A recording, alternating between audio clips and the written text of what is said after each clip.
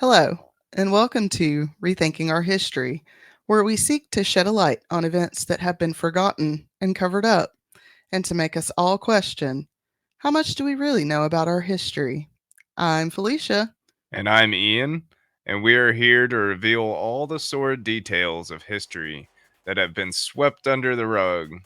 Get ready to get angry, be curious, and maybe have a laugh or two as we rethink our history.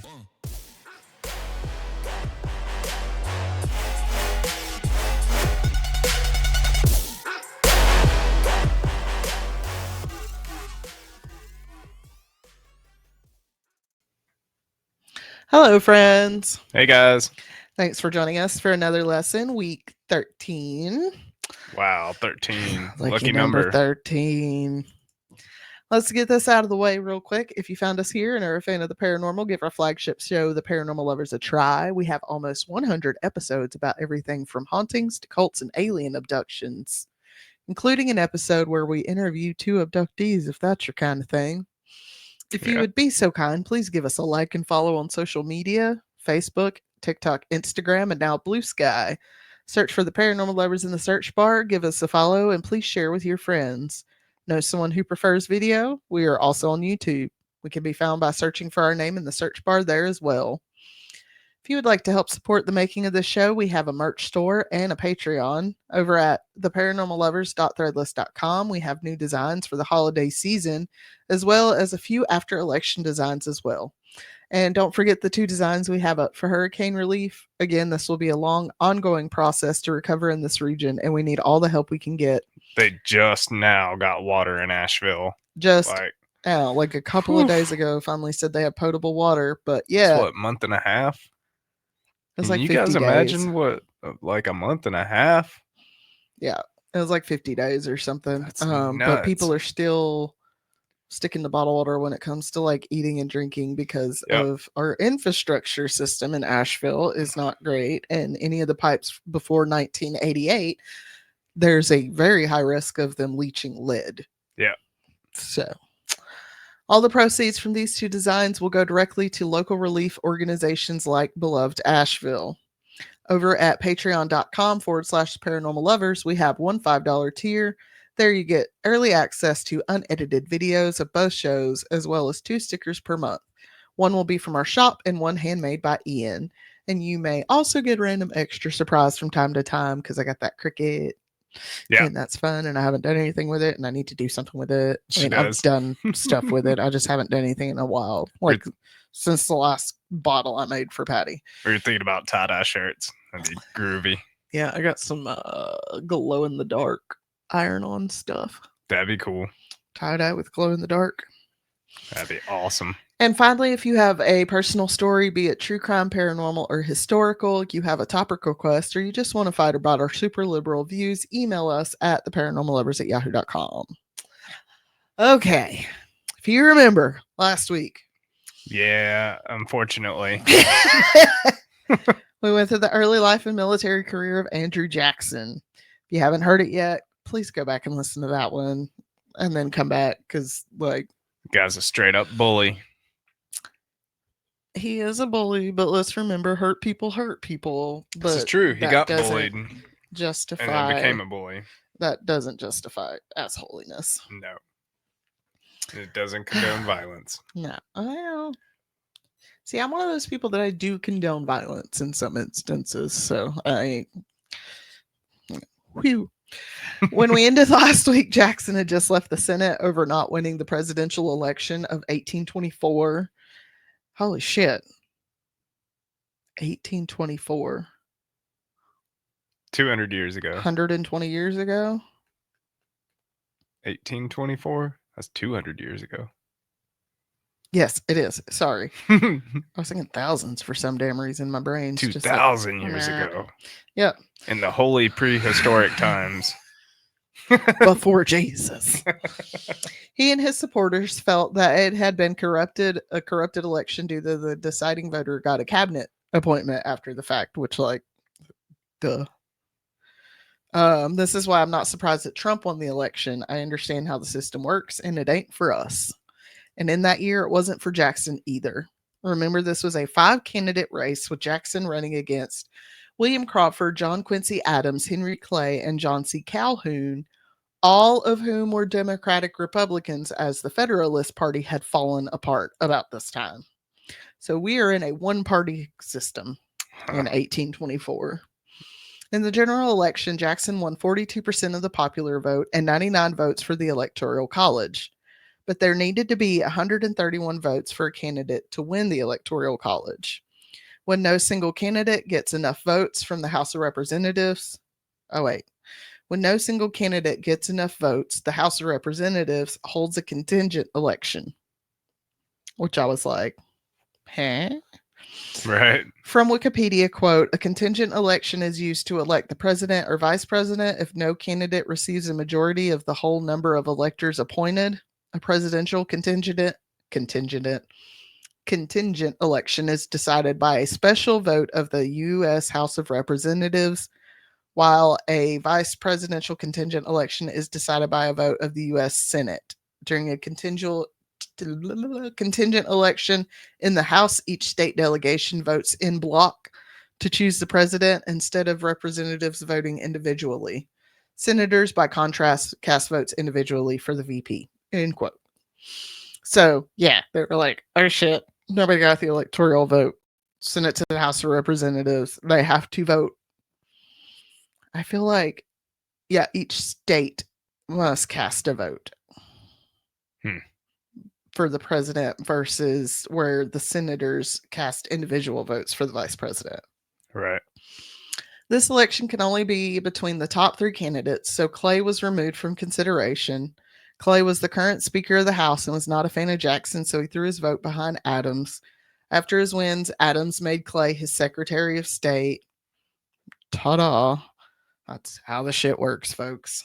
Yeah. That's when Jackson left the Senate, but as I said last week, he obviously was not done with politics because he would become our 7th president. Because there was only one party at the time, Jackson and his supporters went on to create what would become the Democratic Party.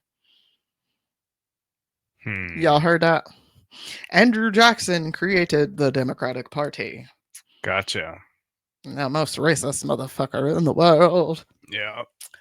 Alleging it would be the party of the people. I was talking about that earlier with one of my neighbors. And this is not a hard promise to make, as Adams' presidency was not going well at all. He was seen as a quote unquote intellectual elite who was out of touch with what the everyday people needed. That's the difference. Imagine that. You want to know the difference between Adams and Trump? Not much. Intellectual. All right, I'll give him that. At least Adams was an intellectual elite. Trump's Instead of just a spewing dumb out Cheeto. trash. In 1825, Jackson was once again nominated to run for the presidency. His campaign was supported by former President Van Buren, and he had become so close with his former rival Calhoun that he chose him to become his running mate. To bolster support for Jackson, Adams made the choice to sign the tariff of 1828, also known as the Tariff of Abominations. Imagine that. Tariffs. Imagine. Where have I he heard signed a that tariff. recently? This was a tariff that taxed imported goods up to 45%, which hurt the economy in southern states. Yeah, because we have to pay for that 45%. This tariff almost led to a civil war, but Jackson replaced it in 1833, at least holding off on that war for a few more years. So how long was that? How long was it in place? The tariff, 5 years. But back in 1828, the signing of this tariff led to an overwhelming victory for Jackson. He won 56% of the popular vote and 68% of the electoral vote. And his victory led to an end to the one-party system. Jackson and his followers would form the foundation of the Democratic Party of the 1800s, while his opponents and their supporters would form the Whig Party. All right. What a Whig Party. The Whig Party. Yeah, it's literally the Whig Party. I'll get there. His opposition really did try their best to throw mud all over Jackson's good name. He was accused of being the son of an English sex worker and a mulatto. or a person who specifically has African and ancestry and European ancestry. Technically, I would be a mulatto, but that is considered a slur. Do not call me a mulatto to my face because I will punch you. Right. Just putting that out there for people. He was rightly accused of being a slave trader and accused of massacring many Native women and children. They also claim he ate the flesh of some of the Native people, but I mean, maybe. Was I just not telling Patty about how white people ate mummies yesterday? That's why we ain't got no fucking mummies. Yep. So, maybe. Right. I think we can see some similarities in how someone's worst flaws can be on display, and yet people ignore the truth for their own personal feelings. Even the claims that Jackson had murdered 18 white men, one allegedly being stabbed in the back by Jackson, did not stop him from getting voted into office. Anybody see a repetition of history happening, Like, unfolding very much right so. before our goddamn eyes? Yeah. We have another fucking Jackson in office, Bill. The motherfucker stood right in front of Jackson's picture after he fucking got elected, like giving a speech. And I'm like, he did that on purpose. Mm-hmm. Tragedy would strike Jackson again near the end of his campaign when Rachel fell sick. Now, this, I feel bad for him and I feel bad for her. In this instance, I can feel bad for these two people in this situation and still think he's a goddamn asshole and he gets what he deserves. Due to the accusations of adultery that had been gotten to her ears, Rachel had been under stress during the campaign. Just days before Jackson took the office of president, Rachel suffered either a stroke or a heart attack and passed away. Jackson wholly laid the blame for her death at the feet of Adam's supporters, which, like, he's not completely wrong. At her funeral, he stated, quote, "May God Almighty forgive her murderers as I know she forgave them. I never can," end quote. Hmm. Jackson would arrive in D.C. on February 11th, 1829, and begin picking his cabinet. Quote, he chose Van Buren as Secretary of State, John Eaton as Secretary of War, Samuel Ingram as Secretary of Treasury, John Branch as Secretary of Navy, John M. Barron as Attorney General, and William T. Barry as Postmaster General, end quote. In his inaugural speech, he promised to uphold the sovereignty of the states, respect the limits of their presidency, remove disloyal appointees, and have a fair policy when dealing with the natives. He then opened the White House to the public.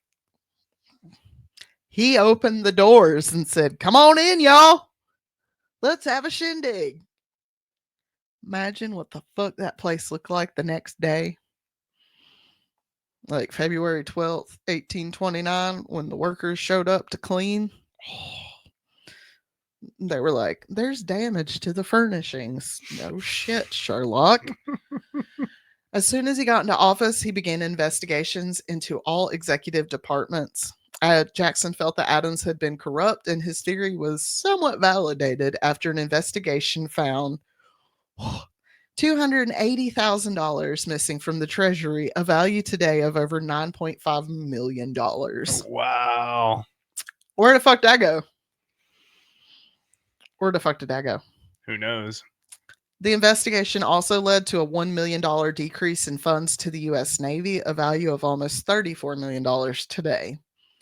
Jackson also implemented what he called rotation in office, enforcing the Tenure of Office Act, which limited appointments to 4 years. Now, keep in mind that this is for cabinet picks. This ain't like for all of them. They can be in there for fucking ever if people keep voting them in. Yeah. This allowed him to remove 10% of the people Adams had appointed during his term and replace them with his loyal Democrats. Mm-hmm. Like, I don't know, making certain people the heads of certain organizations they have no goddamn business being the head of. Yeah. Sounds familiar. I think the only thing that doesn't sound familiar about it is like Andrew Jackson got struck in the head with a British sword. Like he was assaulted, had his head fucking split open. His mother died, his brother died, his brother died, his dad died. Right. Like Trump, like Trump claimed that he like what he twist his ankle or something, and then like he had left. bone spurs, Bone spurs. That's what it was. He had Captain bone Bone spurs and Spurs, left. the military. Yep. And He yet, left. like, yeah, that's the one thing I can say about Jackson. If you like put him up against Trump, Jackson was on his shit. Like, if Yeah. Jackson said he was going to do something, he's going to fucking do it. And if he had to get his hands dirty to do it, he'd get his fucking hands dirty to do it. Right. Unlike some people, Yeah. while he attempted to claim it would keep corruption down, in reality, it did the exact opposite. It is Yeah. now known as the spoils system and leads to rampant, I love this word, cronyism and nepotism. I said cronyism. Start using that at work. Goddamn cronyism. I can be like, what the fuck did you call me? Now, this one made me chuckle so much because I'm like, even this motherfucker can't get away from drama. Okay. Yeah. I'm sure the last thing this man wanted to do in his first few years was deal with drama, but he was forced to when the Petticoat affair or the Eaton affair began. Jackson's Secretary of War, John Eaton, was friendly with a woman named Margaret Timberlake, who was known to be promiscuous. Just 9 months after her husband, John Timberlake, passed away, Eaton and Margaret got married. This led to accusations of adultery. And Justin. Sorry, Justin. No, that was a joke. Wait, I'm so confused. Timberlake. Oh, and with the exception of the postmaster's wife, the other wives of the cabinet members refused to socialize with Margaret. They literally snubbed her because they were like, she's a hoe. The club snubbed her. Due to the fact that his cabinet was already quite ineffective, Jackson called for the resignation of all members but Barry in the spring of 1831. So he's like, you are a bunch of fucking dramatic assholes. Get out of my cabinet. Although Barry would be removed after an investigation in 1835 from his conduct in the postal service. Jackson attempted to make Van Buren the minister to Great Britain, but the appointment was blocked by a vote by Calhoun. Even after Jackson appointed a new cabinet, he still called on Van Buren and others to advise him in what would become known as a kitchen cabinet. He's actually the one that created the term kitchen cabinet, which is like you have your official cabinet, but then you have like the people that you call to come over to your house and sit around your kitchen table and actually help you figure shit out. Right. The unofficial cabinet is the Mhm. kitchen cabinet. Right. As we know, Jackson did not start his assault on the indigenous people until he got into office. He didn't wait to start his assault on the indigenous people until he got into office. He now just had the most power to do the most damage to their communities. As soon as he got into office, certain southern states began passing laws giving them control over indigenous lands, and Jackson supported them wholeheartedly. As seen with the ruling of Worcester versus Georgia, in which the court ruled that imposition of state law on native land was unconstitutional, Jackson is seen making it clear he would not use federal force to impose the ruling in favor of the Cherokee people. And I don't remember the exact wording of what he said, but it was something to the effect of if he wants to pass that law, then he can enforce it. And in 1830, he signed the Indian Removal Act. This was supposed to be a voluntary program that allowed the president to negotiate treaties with the nations to buy their land and have them move out west. It also gave the government control over how those funds would be used. So, like, oh, yeah, we're going to buy your land, give you this money, but we're going to hold on to this money. And yeah, we'll decide how it's used. It reminds me a lot of the Osage. Yeah. With that oil shit. Yeah, where they assigned them like well, they were like grantors or some shit. White people that would control their money because they didn't think the Indian people could control their money. That's crazy. Kind of like how black people were once considered 3/5 of a person. Right. I don't understand. Uh, some of the treaties that were signed during this time were signed willingly, but I'd say at least 75% of the treaties signed were done by force, bribery, or by people who did not actually represent that nation as a whole. And I mean, no one really did, but you know what I mean. Yeah. Between 1830 and 1836, he signed five treaties himself that took millions of acres from the five major nations of the Southeast and made the people move out to the Midwest, whether voluntarily or by force. He also implemented the same practices in the Northeast. While he was not able to remove all the nations, in the end, he would sign over 70 treaties with various nations in the East and would move over 70,000 people from their ancestral homelands to the new lands in the West. And that is probably the number of people who actually made it to the new land. There were at minimum 125,000 native people just in the Southeast before they started forcing them off their land. Right. Considering there's no records kept of people who left, died, or arrived, there's really no telling how many people died on their death marches. It's crazy. Between diseases, terrible weather, starvation, poor sanitation, and murder from white settlers, thousands lost their lives. What a shitty time. Yeah, yeah. But for those settlers and the colonizers who brought them here, Jackson had added over 170,000 square miles of land to public domain. He also opened up millions of acres of land at dirt cheap prices for farmers to come in and make their mark on the growing country. Murdering off natives wasn't all Jackson was doing during his presidency. He was also forced to contend with the aftermath of the Tariff of 1828. While the tariffs may have benefited some in the northern states, the southern states, namely those whose main crop was cotton, were suffering greatly under the heavy tariffs. So much so, South Carolina was willing to nullify the tariff within the borders of the state. Jackson did not want to get rid of the tariff as it was 90% of the federal government's revenue, and he was attempting to eliminate the national debt. He had a sneaking suspicion that his Vice President Calhoun had been the author of the document named South Carolina Expulsion and Protest, and soon this issue became a personal issue between the two men. Not quite ready to start a civil war, Jackson supported the tariff of 1832, which cut the tariffs in half. While the bill was signed in June of 1832, it did not help calm down feelings on either side. In November, South Carolina, which, like, all right, South Carolina, pop off then. In November, South Carolina passed the Ordinance of Nullification, in which they considered both tariffs null and void. They also threatened to cede from the Union if the federal government attempted to collect on those tariffs. All right, South Carolina. I'm like, I love you, but I hate you at the same time. What was it in Idiocracy? They were like, yeah, we don't think he's right. Or he's like, yeah, we don't think he's right. What up, South Carolina?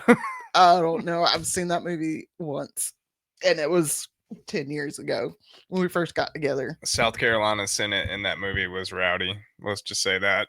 I would not be surprised at all. North Carolina's would just be Petey Pablo's whipping a head around his shirt. Spin it like a helicopter. Anyways, in response, Jackson sent warships to the Charleston harbor and threatened to hang any man who worked towards nullification or secession. He then passed a proclamation against the nullifiers and declared South Carolina stood on the brink of treason. In December of that year, Calhoun resigned as his vice president. Oh, wow. Drama. Jackson then set about getting the force bill passed through Congress, which would give the government the authority to use military force to enforce tariffs. Calhoun called out this bill while also working with Clay to write up a new and improved compromise tariff. Jackson was willing to sign this new tariff to put an end to the conflict, but he insisted the force bill be passed. On March 2nd, 1833, he signed the force bill and the tariff of 1833 into law. The South Carolina Convention then met and rescinded their nullification ordinance, but also nullified the force bill at the same time. Looking back on this, Jackson believed it was not the tariffs that were the root cause of the conflict, but a pretext to start a civil war. Quote, the tariff was only the pretext, and disunion and the Southern Confederacy the real object. The next pretext will be the Negro or the slavery question, end quote. And like, he not wrong either. Right. Like, it's real crazy how like the next pretext was the Negro. Like, we ended up with the Yep. Civil War not even 30 years later. Yeah. Another thing Jackson decided to investigate was the Second Bank of the United States. This bank had been formed by former President James Madison in 1816 after the War of 1812 demolished the nation's economy.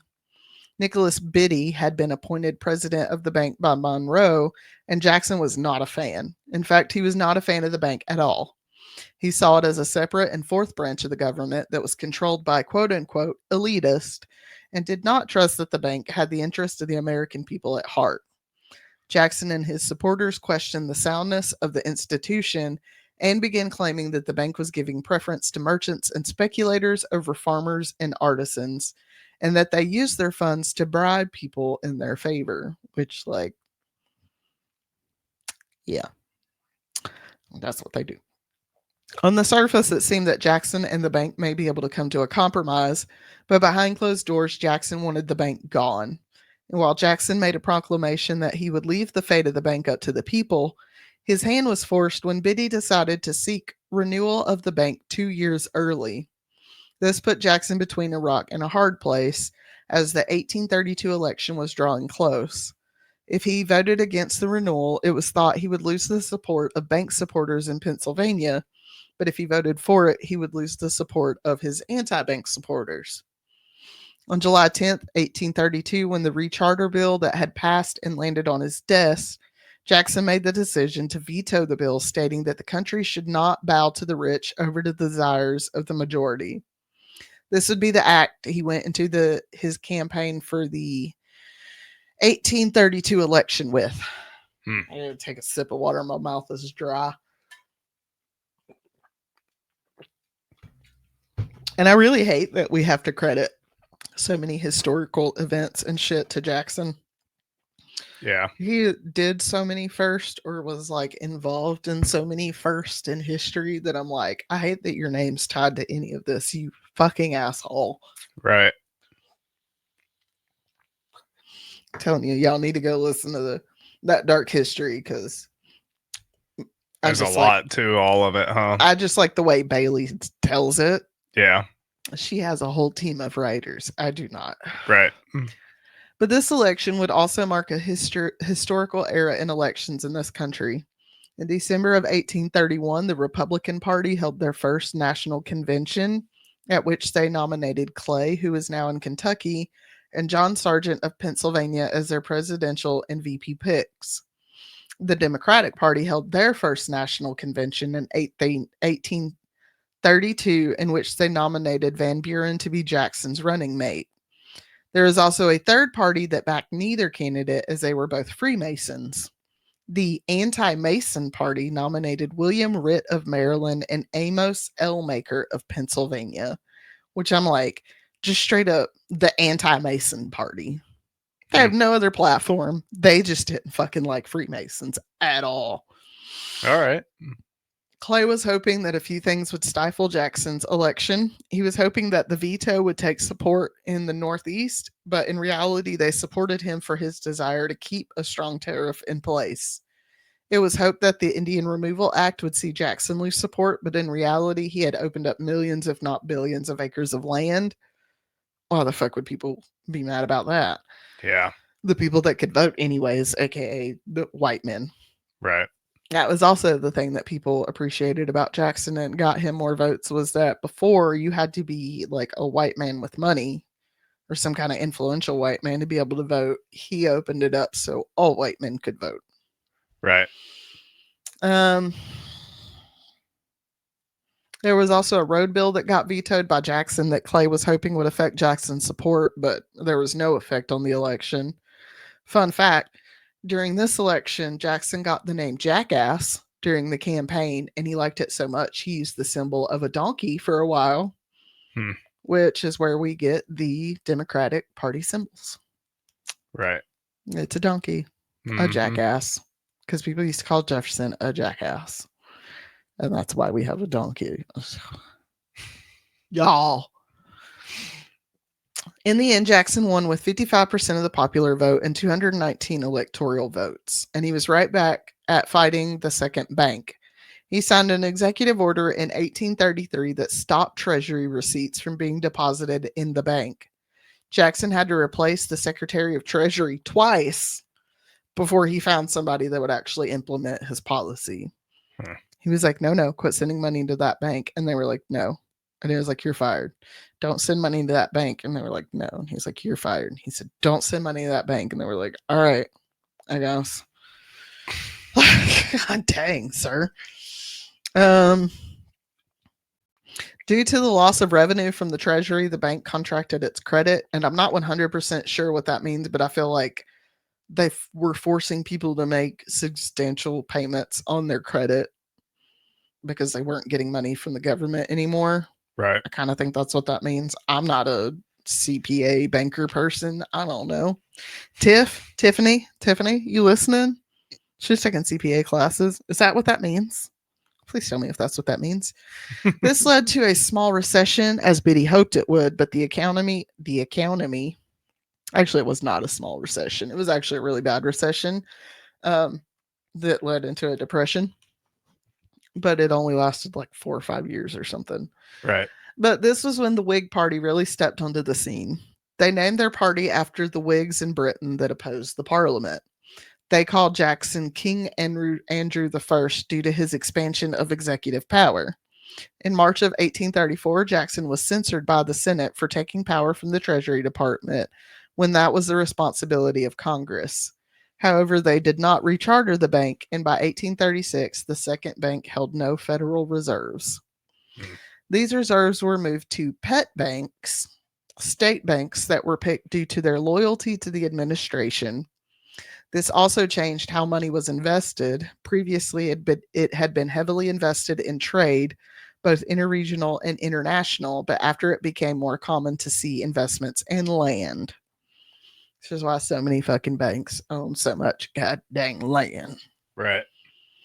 But to his credit, Jackson can carry this legacy with him. His presidency was and I was like, I will give you this, and that's it.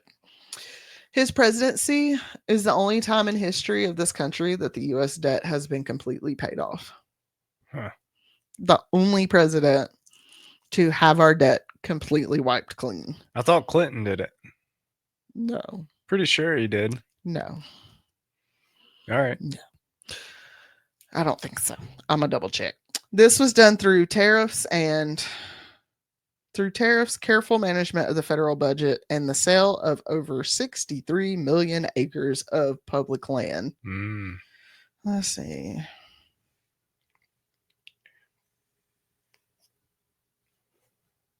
I wonder if Trump looked at Andrew Jackson's whole history and was like, I want to do that. He did not. Brain fart. He did not clear it off, but he did pay it down significantly. Yeah. Oh, nice. We actually had a budget surplus in 2000, but I don't understand how we have a budget surplus if we have a debt. Yeah, it went right back to bad. They paid down the U.S. debt $453 billion in between 98 and 2001. Yeah. They paid it down. Listen to what I just said. Clinton's economist. Nope. 400. They paid it down 453 billion. They paid it down. They did not pay it off. Yeah. They paid down our national debt. $453 billion. That's because Clinton had a brilliant economist. Economist. Thank you. Yeah. I'm like, I need you to stop talking. So my brain, it knows the word. He was the one who first raised not Social Security, minimum wage. It was the last time until recent. No, minimum wage is still $7.25. It hasn't been raised since 1996. Yep, federally. He was the last one to do it then. Federally, some states have raised it, but federally, it's been $7.25 since 1996, folks. Yeah. And then the Panic of 1837 hit. This was caused by two major actions by Jackson. The first was the Spice Circular, which was an executive order that made all payment for government that made it so that all payment for government land had to be in silver and gold pieces. Mm. I think he's the one that put us on the gold standard. Yeah. This caused gold and silver to be drained in alarming quantities from banks on the East Coast and transferred out to banks on the West Coast. This then left the banks on the East Coast unable to pay the British when they called in on their loans. Oh boy. This would cause a major depression that lasted until 1841. Another thing Jackson can add to his legacy is that he was the first, but most definitely not the last president to be assaulted and have an assassination attempt on their life. May 6, 1833, Jackson was hit across the face by Robert Randolph after Jackson ordered him discharged from the Navy for embezzlement. Surprisingly, Jackson did not press charges. On January 30th, 1835, while leaving the U.S. Capitol, Richard Lawrence aimed a gun at Jackson and fired, but it misfired. So he then removed another gun, fired that one at Jackson, and it also misfired. Dang. So Jackson proceeded to beat Lawrence about to the head with his cane until people came to arrest him. All right then. Yeah. I'm like, Donatello. imagine you just walking out the building and somebody just walks up and tries to shoot you, not once, but twice, and the gun misfires twice. Like, Yeah. bitch, who is looking out for your nasty ass? Like, what terrible ancestors you got up there doing some work? Because that's wild. Yeah. When he went to court, Lawrence was found not guilty by reason of insanity and was institutionalized. During his presidency, Jackson had to quell a few small anti slavery issues. For one, in 1831, troops were sent to crush Nat Turner's slave rebellion. And although local citizens asked for troops to stay for protection, Jackson did not want to make any more waves, so he withdrew his troops. However, once again, he would be forced to defend his ideals when the American Anti Slavery Society began sending out abolitionist propaganda through the Postal Service to the South in 1835. Hell yeah. Jackson called the circulators of this message monsters who were trying to destroy the Union. La resistance. Viva la resistance!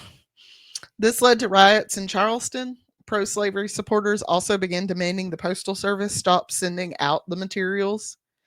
Jackson very calculatedly said, okay, you can send out the material, but only to people who subscribe to receive the material, and you have to make the list of their names public. Because, no way to change my person's mind better than intimidation. Right. In December, Jackson called on Congress to stop the circulation of, quote, incendiary publications intended to instigate the slaves to an insurrection, end quote. You mean a piece of paper that says, hey, you should be free because this is wrong. Right. We should end slavery. This is wrong. Jackson was the first president to make a trade deal with an aging country. They were able to come to terms with Siam, as well as Great Britain, Spain, Russia, and the fucking Ottoman Empire. Which I'm like, bitch, them Ottomans don't fuck around. No. Okay? There were some hard ass motherfuckers.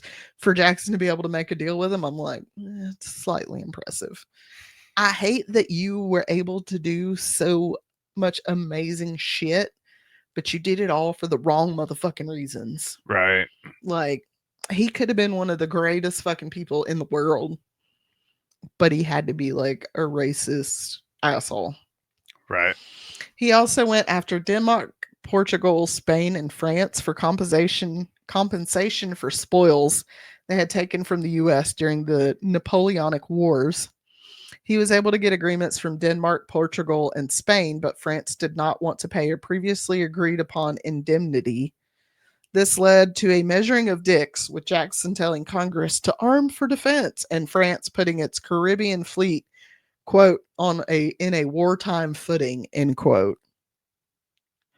Like, can y'all stop with the boats and the harbors and like putting on arms and just stop? In the end, it was settled, and France agreed to pay $5 million, or around $150 million in today's money.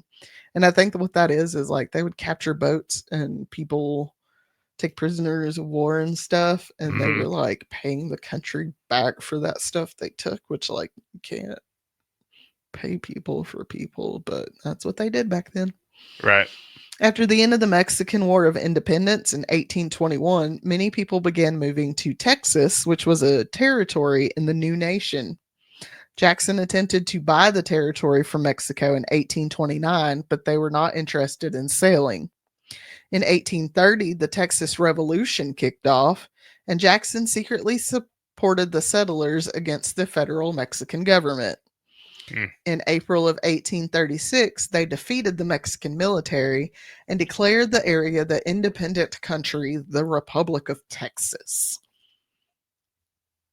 Like, the Republic. That I think that's why people are so fucking proud down in Texas. They were like, bitches, we were a whole fucking country before we were a state, okay? Right. And though they asked Jackson to be recognized and annexed, he was hesitant to do so. For one, he was not certain that the Republic could keep their independence from Mexico. Secondly, he was concerned that the legalized slavery in the Republic could split his party in the upcoming election. He waited until his last full day as president before he recognized the Republic of Texas. After Van Buren was elected to office in 1836, Jackson went back to his home in Nashville, Tennessee, but once again he was not done with politics. He supported an independent treasury that held the nation's money in gold and silver. He also campaigned for Van Buren in the 1840 election, but due to the continuing depression, Van Buren had lost favor with the people. Mm. He would be unseated by Whig Party nominee William Harrison, who used the same tactics Jackson had used. He painted Van Buren as an aristocrat who was out of touch with the everyday man. It helped that Harrison had a decorated military career and so was seen as more of a man of the people. But his presidency would be short lived as he died just a month after he started his term. He was then replaced with his vice president, former Democrat John Tyler, whom Jackson was a fan of as he was not bound to any one party. Some of Jackson's final work in the government was to lobby for the annexation of Texas. Jackson was concerned that Britain may be able to use the area to launch an assault on the U.S. and claimed that it had already been a part of the Louisiana Purchase. In April of 1844, Tyler signed a treaty of annexation that would not get ratified. Some people associated the annex with the expansion of slavery and were not interested. Van Buren, old friend of Jackson, was one who was against the annexation. Jackson is such a bitch, but he's also, I'm like, are you sure you weren't burning a woman? Because you be doing some petty, devious shit. Right. Disappointed in Van Buren, Jackson convinced Van Buren's running mate, James K. Polk, to run against Van Buren for the Democratic nomination. Polk won the nomination and would go on to win the general election as well. During this time, the Senate passed a bill to annex Texas that was signed on March 1st, 1845. Mm. So they became, I don't know if they actually became a state. I'm not really sure what the annex means, but like they were like, hey, we're part of this country now, kind of. Andrew Jackson, seventh president of these here United States, died on June 8th, 1845, at 78 years old. His death was the combined result of dropsy, tuberculosis, and heart failure. Mm. He was surrounded by friends and family and a few of his enslaved people. It is alleged that before he passed, he said, quote, "Do not cry. I hope to meet you all in heaven. Yes, all in heaven, white and black." End quote. Okay. After Rachel's death, Jackson made another history making decision by having two women acting as First Lady of the White House. Emily Donaldson was Rachel's niece and would go on to be the hostess of the White House until 1834. There was a year when her and her uncle were estranged due to the petticoat affairs, but they reconciled after that year. Sarah York Jackson was Jackson's daughter-in-law and started to help Emily in 1834 and took over full hostess duties after Emily passed in 1836, also of tuberculosis, which they called consumption at the time. Mm-hmm. Y'all, we literally had hospitals built out here because they were like, send him up to the mountains. Yep. Don't. Part of Jackson's legacy is also his temperament. While he was quick to temper and could be violent, he was also able to hold his temper in check and unleash it when it benefited him the most. And he could hold a grudge. The smallest slight against him, his honor, or that of someone close to him, sent him on a warpath to crush that person professionally and personally. He, of course, left probably one of the largest marks on the destruction of the native nations and their culture. It has been called ethnic cleansing and genocide, and the long term effects of his Indian Removal Act on the native nations is still debated today, which, like, I don't understand why it's debated. He signed the Indian Removal Act, and thousands, if not millions, of people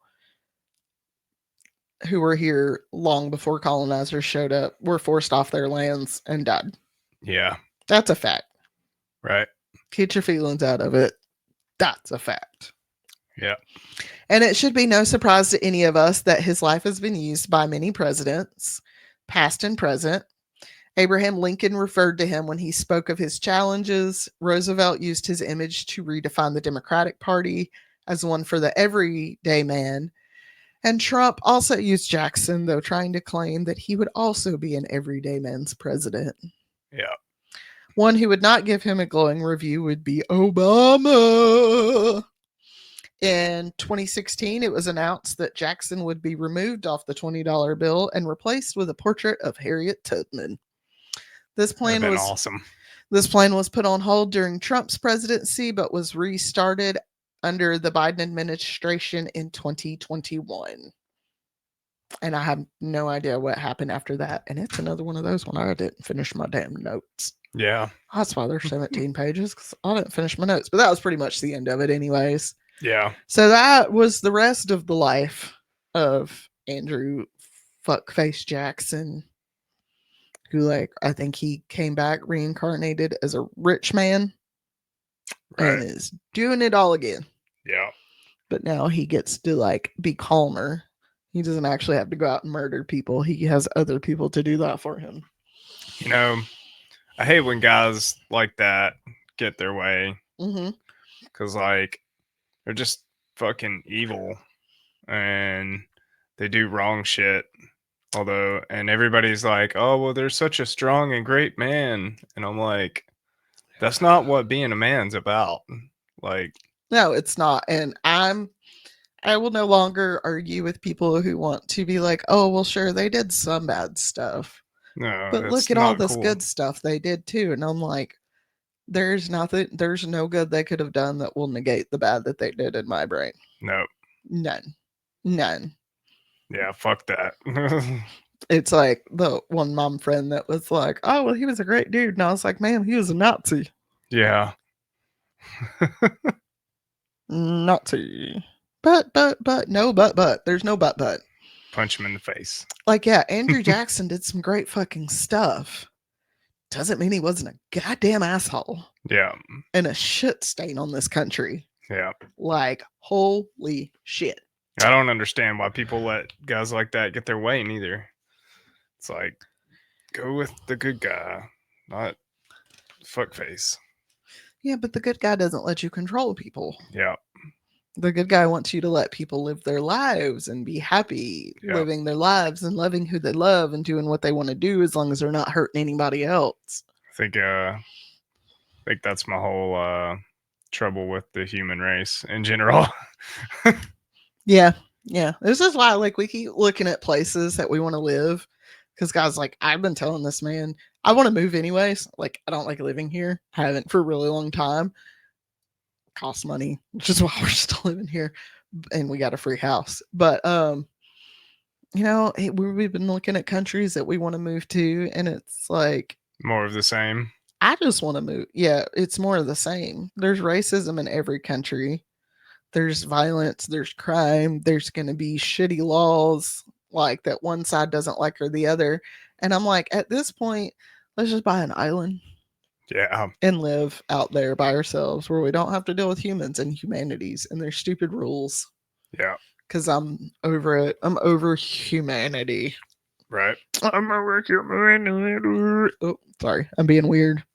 I think one thing indigenous people got right is letting women control everything. You're damn straight they did. You damn straight they did. Like, I can't. Because they don't try to control everybody. Like, We really don't. We just want they what's just try best to for people. We just try to take care of people. steer people in the right direction. Yeah, and we just want to take care of people.